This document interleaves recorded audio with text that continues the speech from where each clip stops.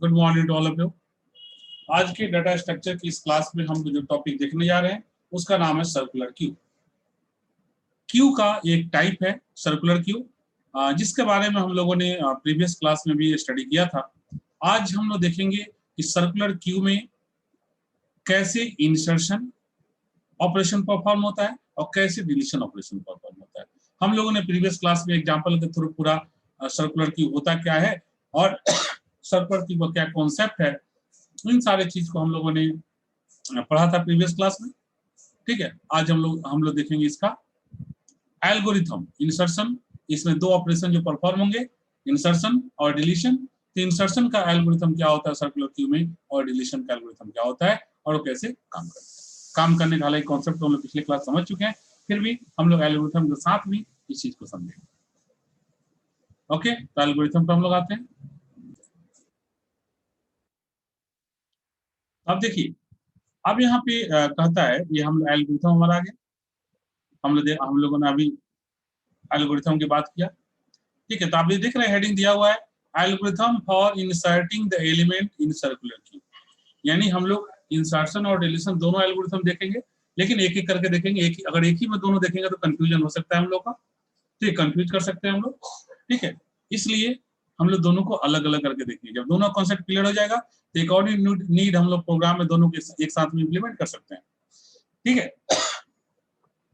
तो देखिए, अब आप लोग को जो कॉन्सेप्ट मैंने प्रीवियस क्लास में बताया था उसे आप लोग रिकॉल करिए और रिकॉल करिए और देखिए कि किस तरह से वो कॉन्सेप्ट अब यहाँ पे काम करेगा। चलिए एक बार मैं थोड़ा सा आप लोग रिव्यू कर देता हूँ। पहले एल्गोरिथम लिखते हैं तो सबसे पहले तो हम लोग स्टार्ट करते हैं। ये स्टार्ट हमने कर दिया है। ठीक है, स्टार्ट लिख दिया। अब मेन हमारा दूसरा नंबर स्टेप यहाँ मेन है, ये सब विषय ध्यान देना है। अब यहाँ पर समझिए, इंसर्ट करने के लिए मैंने आप लोग को उस दिन बताया था कि सबसे पहले हम लोग क्या करते हैं, इंसर्ट करने के लिए हम ये चेक करना होता है कि ये फुल तो नहीं है। ठीक है, यानी ओवरफ्लो तो नहीं हो रहा है। अगर ओवरफ्लो है तो इंसर्ट नहीं होगा। तो ओवरफ्लो कैसे चेक होगा, यानी कि अगर रियर का वैल्यू, ठीक है यहाँ ध्यान दीजिएगा, यह बहुत सारे इसमें बहुत सारे कंडीशन आएंगे, जिसमें से सबसे पहला हमारा कंडीशन क्या था कि अगर रियर का वैल्यू मैक्स -1 है, अगर रियर का वैल्यू मैक्स -1 है, मतलब जिसे एग्जांपल ये आप लोग देख रहे हैं, तब ये देख रहे इंडेक्स नंबर 0, इंडेक्स नंबर 1, 2, 3, 4, 5।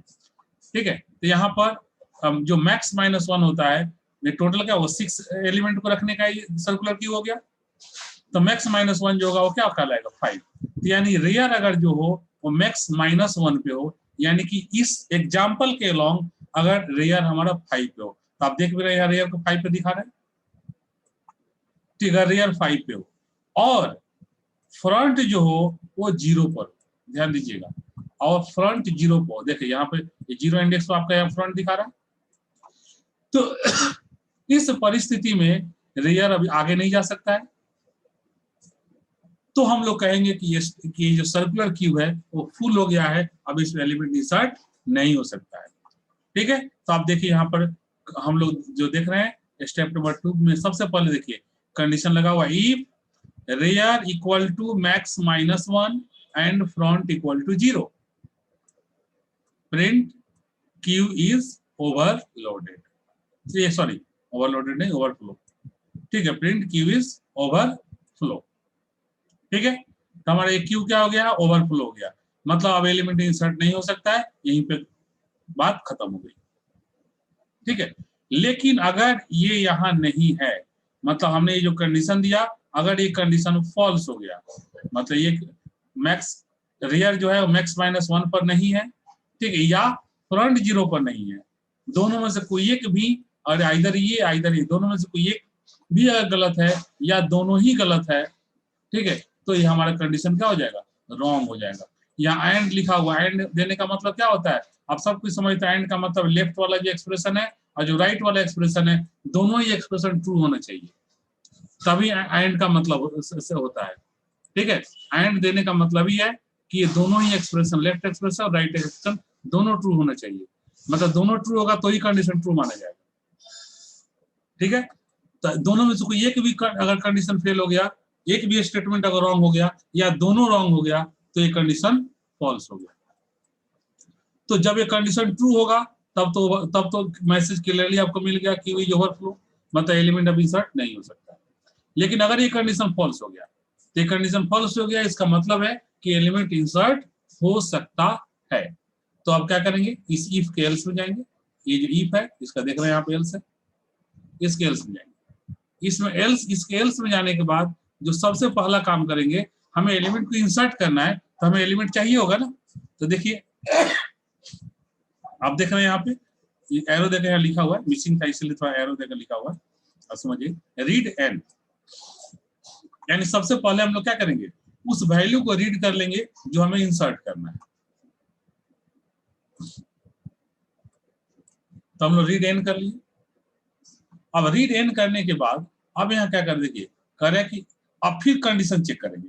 अब क्या कंडीशन चेक करेंगे, आप लोग याद करिए, मैंने जो बताया था आप लोग कॉन्सेप्ट। अब कह रहा है कि अगर मान लीजिए ये फ्रंट 0 पर नहीं है या फिर रेयर मैक्स -1 पे नहीं है, इसी हालत में ये कंडीशन, ये आपका जो कंडीशन था वो रॉन्ग हुआ था, तो आप एल्स में आए थे।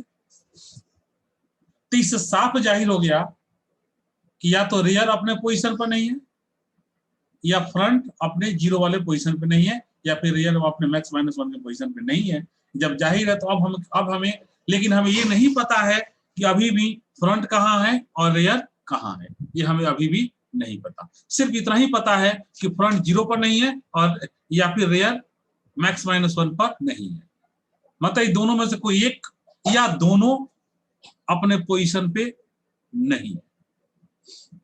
ठीक है, तो हम लोग क्या करेंगे, तो हम लोग यहाँ पर अब सबसे पहले चेक करेंगे कि क्या रेयर का वैल्यू -1 है। देखिए एल्स के अंदर फिर से इफ लगाए हम लोग, और इफ में चेक करें इफ फ्रंट इक्वल टू -1, फिर से चेक करेंगे। अगर फ्रंट का वैल्यू -1 है, इसका मतलब आप जान रहे हैं कि अगर फ्रंट का वैल्यू -1 होगा तो ऑटोमेटिक है कि रेयर का वैल्यू भी -1 ही होगा, क्योंकि अगर एक भी एलिमेंट इंसर्ट हो जाता है तो दोनों का वैल्यू 0 हो जाता है, और फ्रंट का भी 0 हो जाएगा, एक भी एलिमेंट आ जाएगा तो दोनों उसी को पॉइंट करना शुरू कर देता है। और उसके बाद जैसे इंसर्शन होता है तो रेयर बढ़ने लगता है, और जैसे डिलीशन होता है वैसे फ्रंट बढ़ने लगता है। ठीक है, तो कॉन्सेप्ट को आपको याद होगा। तो यहाँ सबसे पहले चेक करेंगे रेयर का वैल्यू -1 है कि नहीं है। अगर रेयर का वैल्यू -1 है, ठीक है, तो क्या होगा, रेयर का वैल्यू -1 है, इससे ये पता चल रहा है कि एक भी एलिमेंट इसमें इंसर्टेड नहीं है, मतलब पूरा का पूरा जो की सर्कुलर क्यू है वो वैकेंट है, खाली है।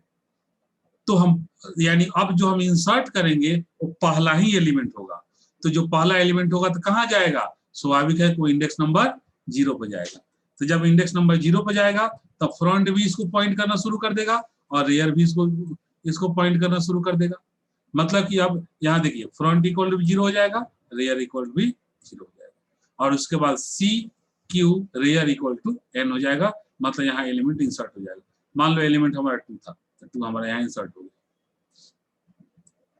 ठीक है, अब यहाँ ध्यान देना है कि मान लीजिए कि आपका ये भी जो इस एल्स के अंदर फिर इफ लगाए हैं जिसमें रेयर इक्वल टू -1 चेक कर रहे हैं, ये भी फॉल्स हो गया। तो ये भी फॉल्स हो गया, इसका मतलब क्या हो गया, इसका मतलब ये हुआ कि इसमें एलिमेंट पहले से इंसर्टेड है, कुछ ना कुछ एलिमेंट इंसर्टेड है, लेकिन कितना एलिमेंट इंसर्टेड है ये अभी भी हमें नहीं पता। ठीक है, सिर्फ ये पता चला कि इसमें एलिमेंट पहले से इंसर्टेड है, और ये भी पता चल चुका है कि ये पूरा फुल नहीं है। हमने पहला वाला इफ जो चेक किया था, ये कंडीशन फॉल्स हुआ, इससे पता चलेगा कि ये फुल नहीं है, खाली है, मैंने कहीं ना कहीं खाली है। ये दूसरा वाला जो हमने इफ चेक किया रेयर -1, इससे पता चल गया कि ये पूर्ण रूप से खाली नहीं है। ठीक है, मैं खाली तो है लेकिन इसमें कुछ एलिमेंट है। ठीक है, तब हम लोग अब क्या करेंगे, अब इसके भी एल्स पे आएंगे। तो जब इसके एल्स पे आएंगे तो फिर से यहाँ इफ लगाएंगे। इस बार के अब क्या चेक करेंगे, देखिए हम इस बार चेक करेंगे कि क्या रेयर जो है वो मैक्स -1 पर है। रेयर क्या मतलब, रेयर क्या यहाँ पे है, क्योंकि हमें नहीं पता कि कितना एलिमेंट इंसर्टेड है, तो हमें चेक करना होगा ना कि आखिर इसमें एलिमेंट कहाँ तक इंसर्टेड है, उसके बाद हम इंसर्ट कर पाएंगे। तो हम लोग चेक करेंगे कि क्या रियर का वैल्यू मैक्स माइनस 1 है और फ्रंट का वैल्यू नॉट इक्वल टू 0 है। ये सिंबल जो है ये नॉट इक्वल टू का सिंबल है, आप सब कुछ जानते हैं, ठीक है। तो क्या फ्रंट नॉट इक्वल टू 0 है?